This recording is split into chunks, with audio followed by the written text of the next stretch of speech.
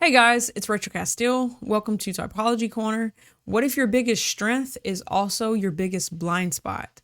Today, we are starting a series called Mind Map Wednesdays. This is where we explore how your mind works and how to map the hidden patterns running your life. So today's focus is savior functions and objective personality.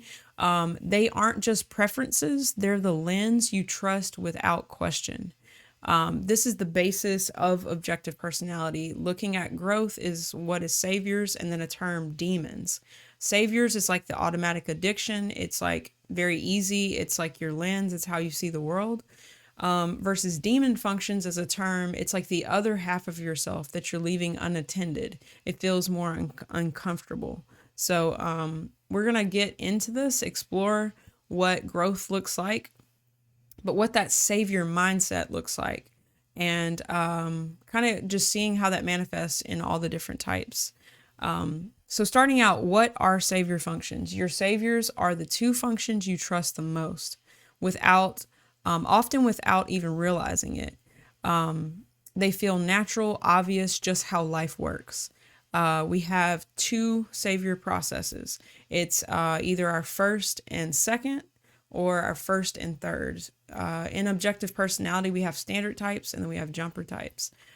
So for extroverts, the jumper will be like even more extroverted. For introverts, they'll be even more introverted because they're the savior decision maker and the savior observer are both in the introverted world. And then for the extrovert, the opposite is true. The observer that they're using and the decision maker they use most dominantly is in the outer world. So different types of imbalances, basically. The saviors are definitely like the dominant gift. I don't want to say it as though it's a negative thing. It is the default. So from that like gifting, from that vantage point of the world, it's easy to rationalize and excuse away and not feel responsible for the other half of the self. And it can lead to some reoccurring patterns that could be causing trouble in your life. But yeah, essentially the savior functions are what your identity is built upon in a way. Like it's what you're like, this is me. This is what comes natural to me. This is how I operate. And kind of opening this topic up a little bit about, I brought up deciders and observers. A core thing within objective personality is it's looking at how you make decisions and what information you're most attuned to. So as a spectrum, there are 8 cognitive functions. In the world of observers, we have sensing, which is like the 5 senses, the facts, the details, the concrete. And then we have intuition, which is more the imagination. It's more the patterns. It's more seeing the connections, the abstract connections and patterns within things.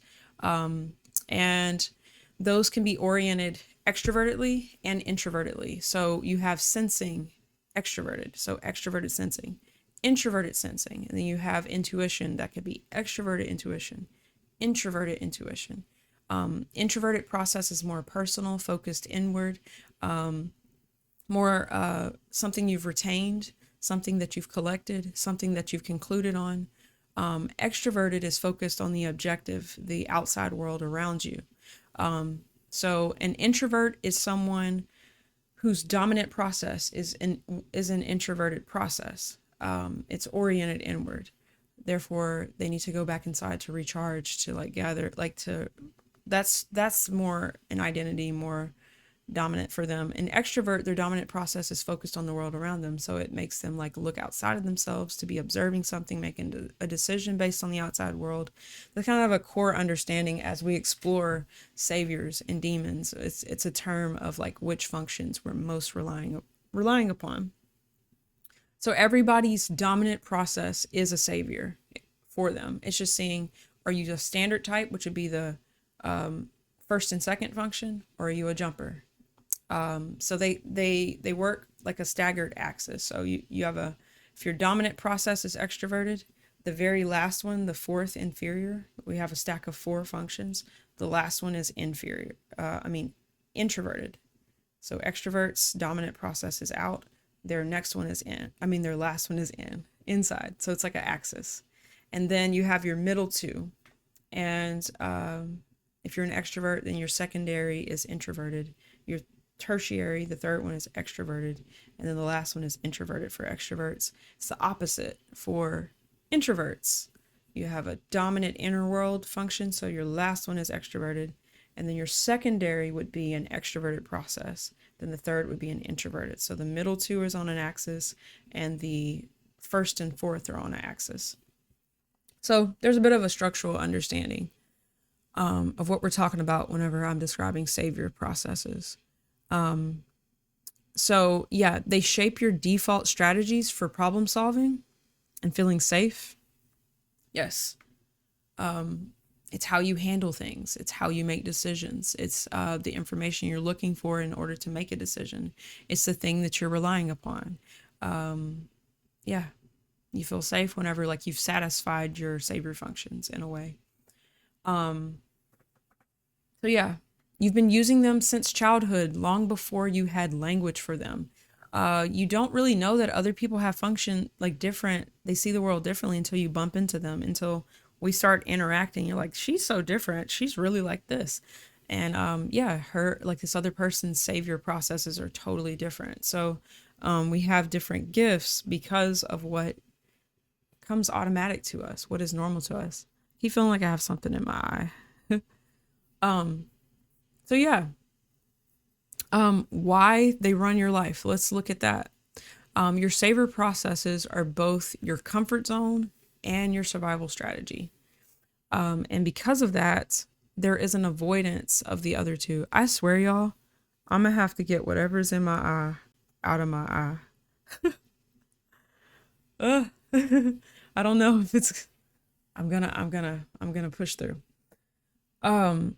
Yeah, it's a comfort zone. One thing I want to highlight is that we are for sure, like, we have access to the demon functions. They're a part of us too. I'm going to pause the video and I'll be right back. Okay, I still didn't find what was in my eye, but I'm good. I'm good. Kind of a quick washout. But yeah, why they run our lives is because it's our comfort zone and it's our survival strategy. Whatever your saviors are, like, they keep you from attending to the other side of your life. The other side feels kind of scary. It feels uncomfortable. It feels naive. It feels challenging to the savior functions. Like it reveals the addiction to those, the reliance to the savior ones.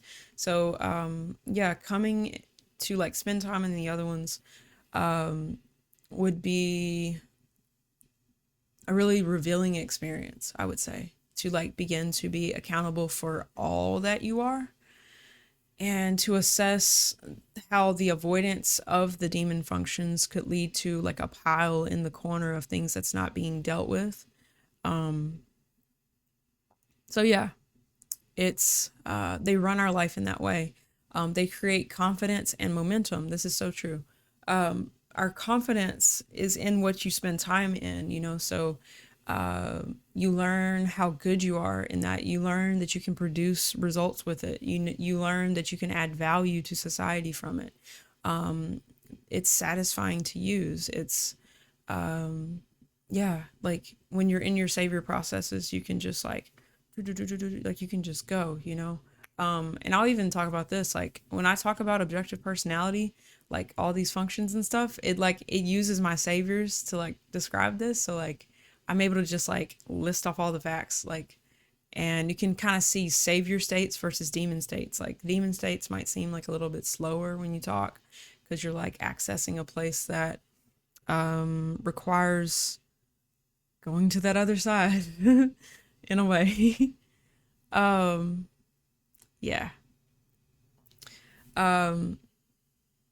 That's got me kind of reflecting on stuff, but yeah. So next point. But they also limit your perspective. Yes, that's the thing, that based on our saviors, we are seeing part of the coin. We're seeing one side of it. And whenever you're around somebody who's wired maybe oppositely of you, they'll have like the other perspective of like, hey, you probably should have thought of this too. And you're like, yeah, I get that too. But like, you know, it's kind of that opposite side. So it's we can have one side of the story because of our reliance on our saviors instead of getting the full picture. Yeah, you lean on them automatically when you're stressed, overwhelmed, or uncertain. Yeah, we can go right back into checking those boxes, satisfying the needs of those savior processes to feel settled. Yes. And the trouble is, you rarely question them because they feel like common sense. Yeah. A lot of our rants we go on is like, what were they thinking? Like, don't they know to do this? And it's like, we're just like talking from our saviors, which is not bad. Like, we bring that value to the conversation. So that's the benefit of having like a well-rounded like friend group or like people that you have in your life who are wired differently than you to bring different perspectives to the conversation. So it's really a good thing. And now let's look at real life savior mindsets. We're going to look at kind of a one-liner thought that kind of summarizes the use of the dominant process. If, say, your dominant savior was this function, it would have this mindset. It's a bit of an archetype, but just to give you a picture of the 8 cognitive functions, I have gone into the observer processes, but in the realm of decision making, we have thinking and feeling. Thinking being more like logical reasons, types of judgments, feeling being more value judgments, and those can be oriented outwardly and introvertedly. So, like extroverted thinking is making decisions based on the tribe to make things work better, as a super concise version of extroverted thinking. Introverted thinking is more about your own reasons instead of the reasons of the tribe. It's like your own reasons, what makes sense to you, and making a decision on that. In the realm of values, extroverted feeling is oriented outward, looking at the tribe, the values of the collective. What is harmonious? What will work for everybody? Like what on a like what is popular? What is socially correct? What is what does everybody like? It's more value judgments based. Introverted feeling is more like, what do I like? What are my likes and dislikes? What am I drawn to, repelled by? What is my morals? And making a decision on that. So we're going to explore the core mindset of living in this function in a savior state, what that looks like. So starting, I'm going to go through the observer 4 and then the decision making 4 functions. For extroverted sensing, let me get some water. Extroverted sensing, if I can stay in the moment and react fast, I'll be okay. This is my dominant process. If I can stay in the moment and react fast, I'll be okay. Extroverted sensing is about being in the here and now, not missing a beat, being in tune with what's going on around them, and having that reaction time. Present moment, novelty seeking process. Introverted sensing. If I stick to what I know has worked, I'll stay grounded. If I stick to what I know has worked, I'll stay grounded. This is taking sensing and orienting it inward. So it's more memory. It's more what I've been through, what life has taught me, what my experiences have shown me. It becomes like trustworthy past experiences. And if I stick to what I know has worked, I'll stay grounded. Now for intuition, extroverted intuition. NE is how it's signified. If I explore every option, I won't get stuck. If I explore every option, I won't get stuck. This is the idea of exploration outside of you, looking at what could be. Exploring, it's more of a mental exploration, when extroverted sensing is more like in the real and grounded in the reality. Extroverted intuition is looking like in the realm of imagination of what could be. If I explore all that could be, I won't get stuck. I need to go and move around intellectually, look at all the possibilities. Now, introverted intuition, oriented inwardly. If I follow my vision, I'll stay in control. This is the imagination inward. So it's patterns collected through lived experiences, through what they've seen, the patterns in everything. becomes more and more refined, and it becomes a vision of the future. It's more foretelling. So if I follow my vision, I'll stay in control.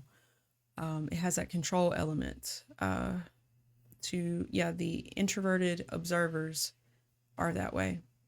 So if I follow my vision, if I see the credits, if I see what's going on behind the scene, and if I acknowledge that and I see that, and if I stay true to that pattern that I observed, I will stay in control.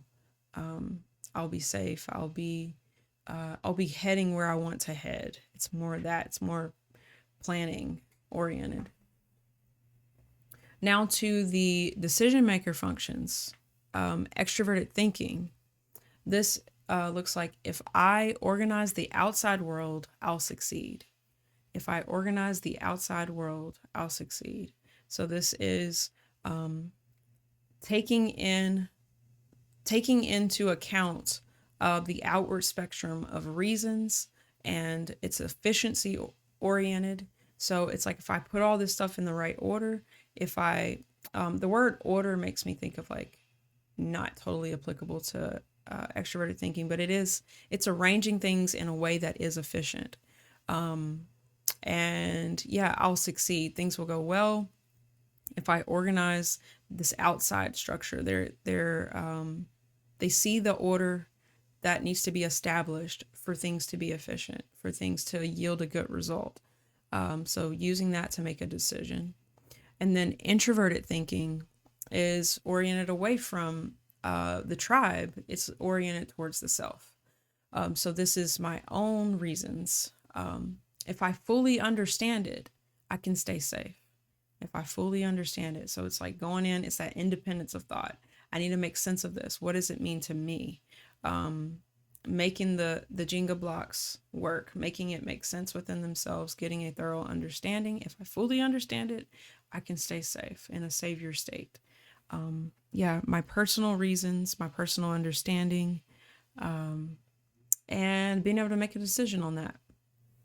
Now for values, for feelings, feeling judgments, extroverted feeling, focus on the world around them, looking at the tribe, looking at the spectrum of values. If everyone's needs are met, I can't talk. If everyone's needs are met, I'll feel secure. If everyone's needs are met, I'll feel secure. So what you're looking at in that is tuning into others, seeing the social spectrum, seeing what people value, and if they are okay, then I'll be okay. So it's checking in with the others first to be able to have a sense of security, a sense of peace. When you start to layer the Enneagram into this, you start to get different versions of these types. So that ending, like I feel secure, it could be I feel valued. It could be different things. But if everyone else's needs are met, I'll feel secure. They're the ones who are more in tune with others, who are picking up on other people's emotions, not as much in tune with their own values, but are living in harmony or creating harmony or seeing what's socially good for the world around them, the people around them, and like making a decision that is good for the collective in terms of value, social things of that nature. And then introverted feeling. This is the personal values, the personal spectrum of what they like and dislike. And so the line for that is, if I stay true to my values, everything will work out. I need to stay true to self, authenticity, not going with the collective, not just like going off the cliff because everybody else is. It's like, well, what are my values? I've got to stay true to self. I've got to do what I like. I have to, stay in touch with that and live in alignment with that, is the sort of introverted feeling, savior state mindset. So ask yourself, which one feels like the first instinct when life gets messy? Where does your mind go? What do you grab on to find safety, to find value, to find security, to find to navigate like what to do in life. Like what are you grabbing at? What are you assessing? What type of information are you looking to? Which form of intuition or sensing, and what type of decision maker are you grabbing at out of like you have four dominant there's four decision maker functions, four observer functions, and you have one as a savior in each. And yeah, so that's personality type. That's how your saviors then they work on an axis with an opposite function. So for instance, if your thinking is extroverted, then you have introverted feeling. If your feeling is extroverted, then you have introverted thinking. They work together. And whichever one is the savior, the other one is a demon on an axis. Yeah. So you wind up getting a 4-stack cognitive function stack that is your total type. Yeah. So yeah, now let's look at the trap of over-reliance. What helps you survive could also keep you stuck. Yeah. For example, I'll use my type. I'm an ESTP. The functions are extroverted sensing, introverted thinking, extroverted feeling, then introverted intuition at the bottom. And it's easy for my type, being like extroverted sensing first, to just follow the whim of what has my interest and not to actually be moving in a direction. I cannot be paying attention to the pattern. I could be missing that this thing keeps happening in my life over and over because I'm not looking at the pattern of what I'm doing. I'm just looking at whatever I am drawn to in the moment, looking for something new, something that's stimulating. In terms of my saviors is extroverted sensing and introverted thinking. So introverted thinking could be my own understanding, my own way, my own system, my own flow, my own stuff. And like I could be missing the people around me. I could be absent relationally with extroverted feeling. I could be out of tune with being balanced in that and taking in that criteria when making a decision.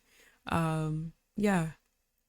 So for using that as an example, we all have that sort of story of whichever are the saviors, the other two being a little unattended to. So yeah, we avoid our demon functions. We overuse our saviors. Our blind spots aren't random at all. They're written in the code of our wiring. They're the flip side of our strengths. Growth means seeing your defaults and choosing something new. With the knowledge of type, with the knowledge of seeing what you're doing, you can see what you're avoiding. And one big aspect that in objective personality, the world of Myers-Briggs, is like it's really easy to mistype yourself because we don't always see ourselves according to what we're doing on autopilot. We see ourselves, we can almost feel proud when we're using our demon functions and think like that's what I am. We're like trying to become that. And really, sometimes it takes an outside perspective for people to like say, no, you actually do these things all the time. And you're like, no, I don't. No, I don't. And you're like, no, you do all the time. Like, so that's just an aspect to point out. It's like, yeah, it's sometimes hard to see objectively. And yeah, if you ever want to like be typed, I offer OP typing, and I'd love to help you like see yourself clearly. And with that knowledge, you can begin to see what your growth path looks like.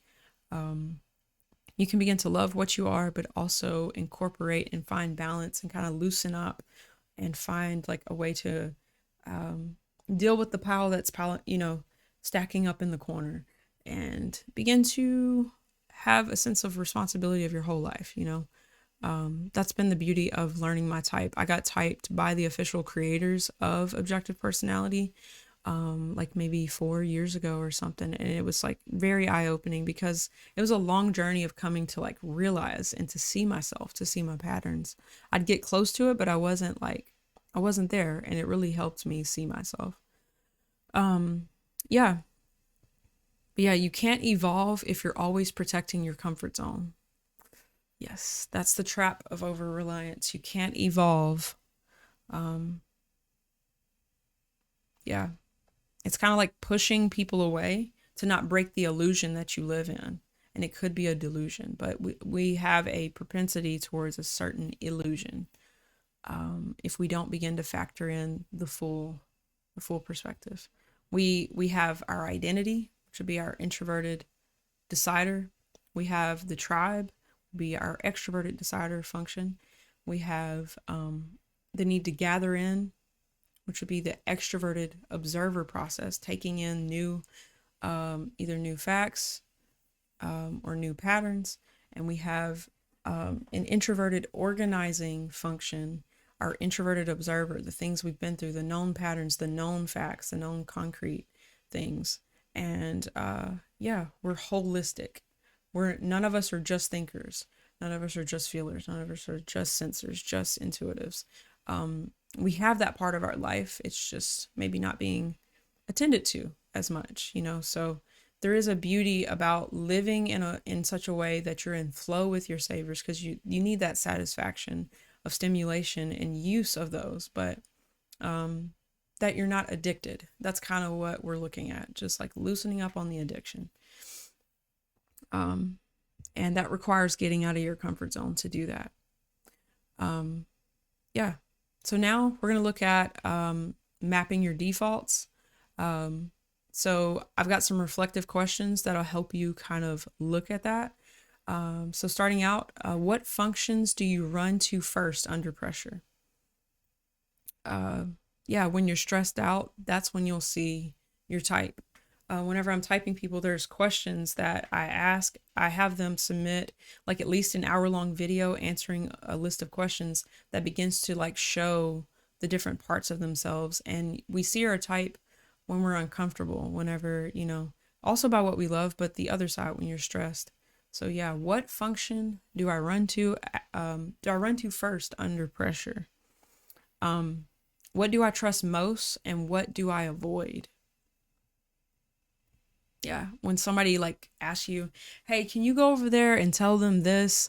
Can you go? And you're like, man, I don't like doing that. Like, I'm gonna do the part I'm responsible for. Like, get them to go do it. They're more into that. Like, yeah, what do we trust most and what do I avoid?